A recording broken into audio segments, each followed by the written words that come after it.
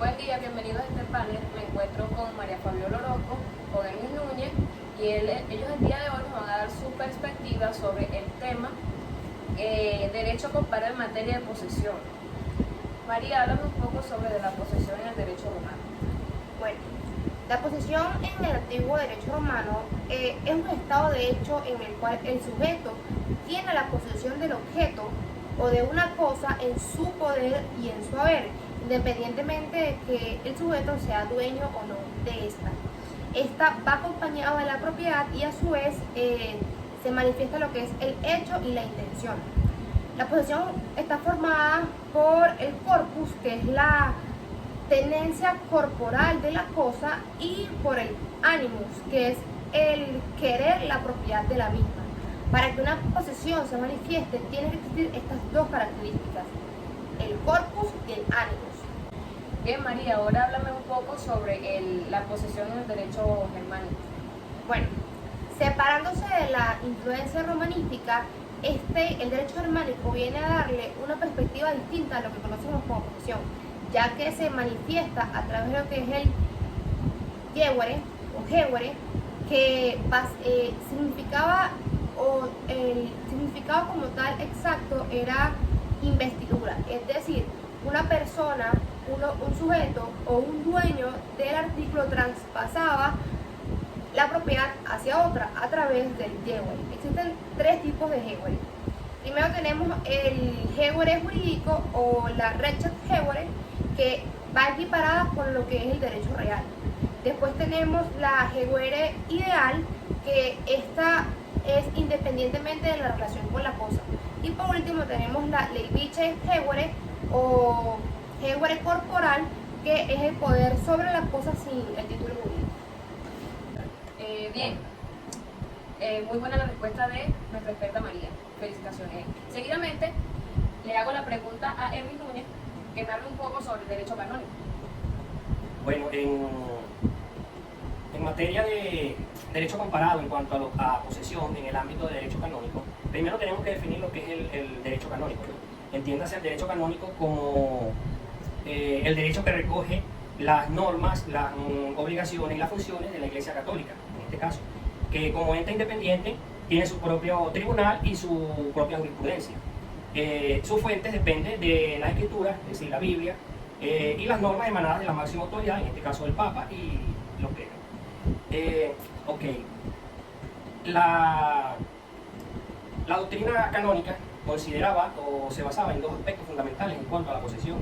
Uno era la detentación del objeto, es decir, el poder que una persona tiene del uso, goce y disfrute de la cosa, pero a diferencia del derecho romano, sin la intención de hacerse dueña de la misma, es decir, sin el ánimo. Un segundo aspecto era que la posesión podía obtenerse mediante un oficio o mediante un cargo. Por decirte, un obispo, al dejar de ser obispo, perdía todos los derechos de posesión, por ejemplo, en una diócesis, ¿sí? En el artículo 382, numeral 3 del Código de Derecho Canónico, establece: el obispo toma posesión canónica de su diócesis tan pronto como en la misma diócesis, personalmente o por medio de un procurador, muestra las letras apostólicas. Las letras apostólicas se refiere al escrito, al acto administrativo que lo acredita como obispo, ¿sí? Esto se hace ante la iglesia catedral y ante el clero, que son los otros obispos, los diáconos, etcétera, etcétera. Ahora bien, en el ámbito de la perspectiva moderna, ¿sí?, todos los derechos a nivel mundial varían un poco dependiendo de la cultura, de, digamos, la forma social, la vida social de cada región. En el caso de Venezuela, el Código Civil establece dos formas de posesión. En el artículo 771, me permito leer, establece: la posesión es la tenencia de una cosa. Fíjate que la primera forma entonces es la tenencia del objeto, ¿sí?, de la cosa. En este caso, un objeto mueble que no posee serialización, con el simple hecho de tenerlo, ya tú te puedes acreditar. O sea, tienes posesión de él, porque lo tienes, es una posesión de hecho, se llama. Y la otra forma de posesión que establece el Código Civil, el artículo 772, nos habla de una posesión legítima.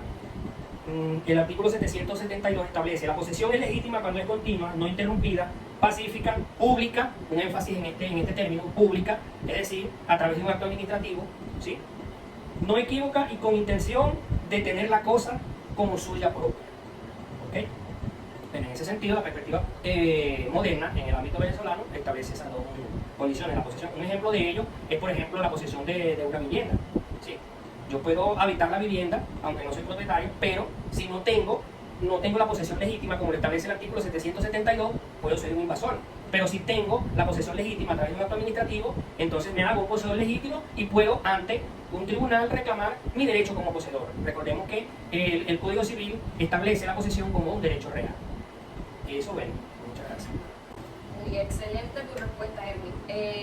Por acá tengo que el grupo número 1 nos formuló una pregunta a la cual los expertos van a responder, que es ¿cómo se comprueba una posesión? ¿Quién me respondería en este caso, Hermes?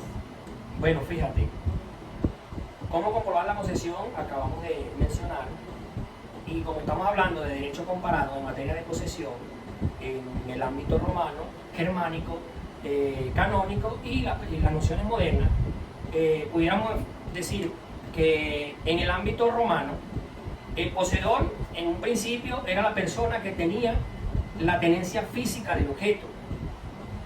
Más adelante esto se hizo a través, ¿sí?, de lo que eran los interdictos posesorios, que era que la persona acudía ante el pretor y a través de unos ritos ellos le adjudicaban la posesión a la persona. En el ámbito germánico, como explicó la compañera, no sé si quieren acotar algo al respecto. Con respecto al ámbito germánico, la posesión sobre el objeto se da a través del gémere. Como ya lo explicamos, el gémere es la investidura, indica la transmisión y la posesión de la misma. Esto obviamente a efectos jurídicos, en cuanto, o sea, esto era posible y los efectos jurídicos eran a través de la expresación del derecho real. Bueno, y tal como lo expliqué al inicio, en el ámbito canónico se establecían dos aspectos para la posesión. Para comprobar la posesión en este caso, bueno, era primero que nada la detentación del objeto, es decir, la tenencia física del objeto, y a través del oficio o el acto administrativo que acreditaba a esa persona o acredita a esa persona como poseedor del objeto. Y bueno, explicamos también en la perspectiva moderna que el Código Civil establece dos formas de comprobar, digamos, esa posesión, que es la tenencia física también del objeto y la parte legítima, que es a través del acto administrativo también. Fíjense que en las cuatro perspectivas no varían. De alguna manera, todo el derecho, o buena parte del derecho venezolano, es una concatenación del derecho tanto romano como germánico y como canónico. Entonces, bueno, sí tienen cierta similitud. Básicamente, tener el objeto, la tenencia del objeto y la posesión legítima a través del acto administrativo. Bien, hemos finalizado con este panel, agradecido con el aporte de cada uno de los panelistas.